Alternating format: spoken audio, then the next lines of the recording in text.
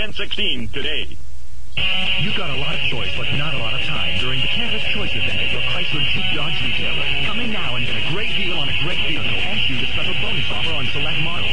Choose from up to $2,000 in Mopar accessories, $1,750 in no-charge offers, $1,750 in extended service plans, $1,000 bonus cash, or $1,000 in free gas. Take your pick, but don't take your time because these bonus offers end soon. Hurry into your neighborhood Chrysler Jeep Dodge retailer today. Grand opening fever continues. Nygaard Fashion Park in Kenneson Common is now open. Discover top designer looks and accessories from Peter Nygaard Signature, Bianca Nygaard, and more. Visit DFX Designer Fashion Exchange, where fashions are 50 to 75% off every day. The Nygaard Pant Shop has the pants for every fit. Your alterations are done in real time at the on-site Nygaard Tailor Shop.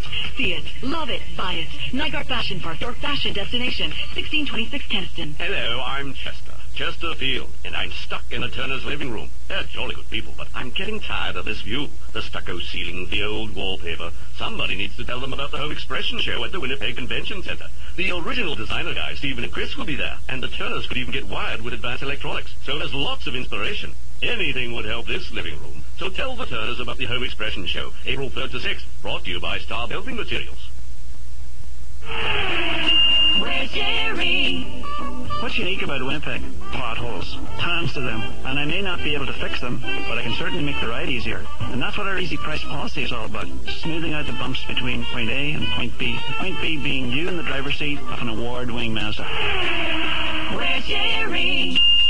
At Terry Gordon's Mazda, 550 Pembina Highway, or ggmazda.ca. You know your home needs new windows or patio doors. You'll be happy to know that some of the world's best windows are manufactured right here in Manitoba. High-Tech Energy Windows has dozens of beautiful design choices, all made specifically for Manitoba's climate. And you can think of them as free, since you're already paying the cost in lost energy on your heating and air conditioning bills. They just might be the best.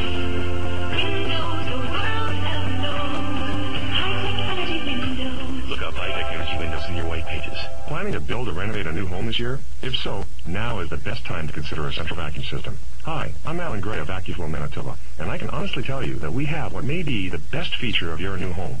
VacuFlow systems have no messy bags or filters to clean or replace, a cordless power head, and a retractable hose option that virtually puts itself away. Don't miss out on this great opportunity to have a cleaner, healthier home, and visit us at 895 Century Street or VacuFlowManitoba.com.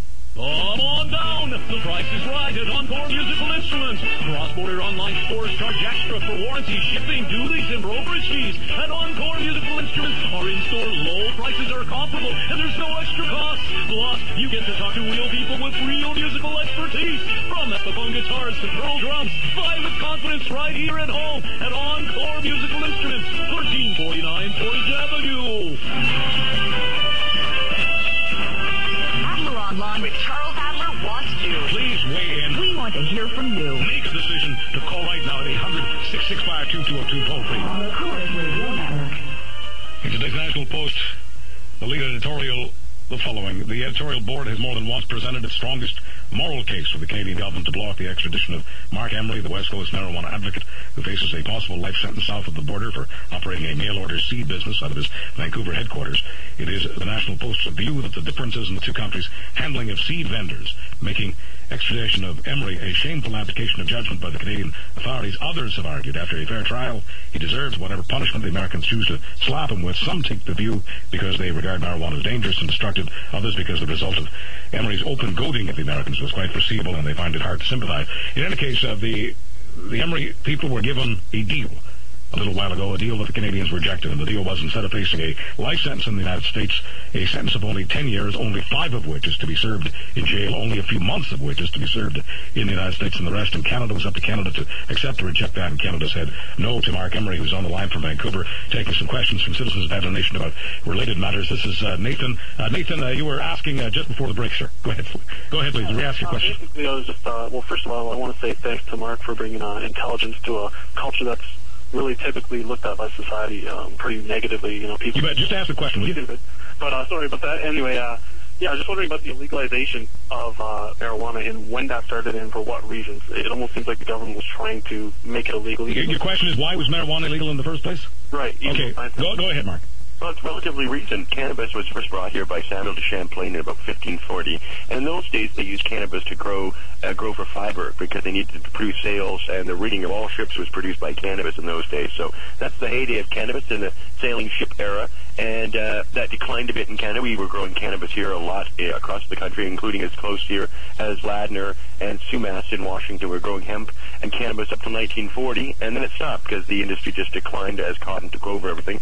We revived it briefly in World War II, and then it's been completely illegal since 1946 in Canada, based on the fact that Negroes and Hispanic people will be using this marijuana, which Canadians did not know is the same thing as our industrial hemp we were growing for centuries, and it was this new name, and then they banned it basically on a misunderstanding that Canadians did not know it was the industrial hemp we'd been growing for hundreds of years here when it was banned. All right, let me take Julie next. Julie, you're on with cannabis advocate Marc Emery. Hi, Charles. I'm just calling. I kind of lodged onto your show halfway through, but my question was with regards to marijuana and making it legal. What about the implications of it spurring on things like mental disease? I was on the CanH website recently just because a friend of mine has... Which website, ma'am? CanH. CanH, okay. King Street here in Toronto. And there's links, apparently, with smoking marijuana and it possibly triggering things like paranoid schizophrenia in the youth today.